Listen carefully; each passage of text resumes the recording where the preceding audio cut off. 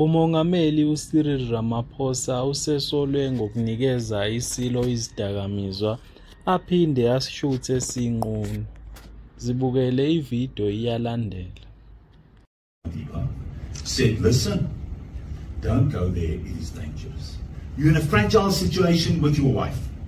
Your brother wants to kill you. There's a lot of KwaZulu-Natal killings. So don't go to the Soccer World Cup. So what did Ramaphosa do?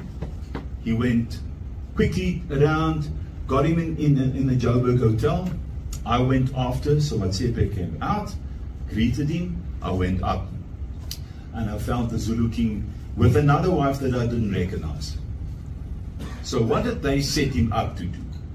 They set him up on drugs, okay?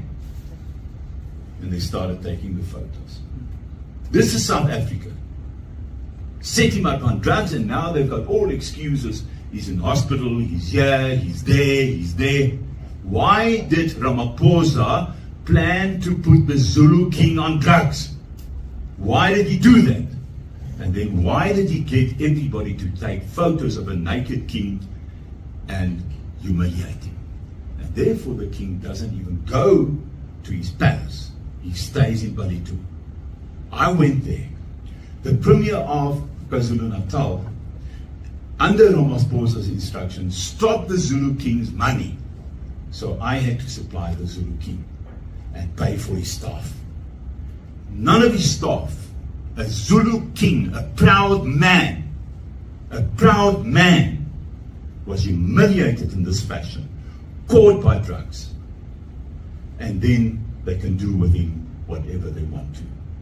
That is why I went to Nkandla, because I wanted to know for myself what is happening.